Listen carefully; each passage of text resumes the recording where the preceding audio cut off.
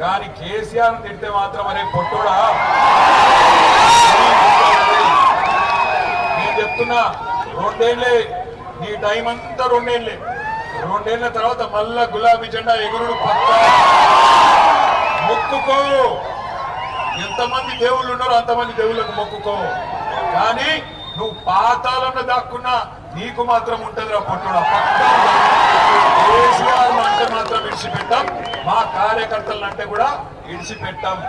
ఇక్కడ ఉన్నారు పోలీస్ అధికారులు కూడా, వాళ్ళకు నేను చెప్తున్నా, అయ్యా పోలీస్ అధికారులు, అధికారం ఎవరు అయ్యే సొత్తు కాదు, మళ్ళా వస్తాం.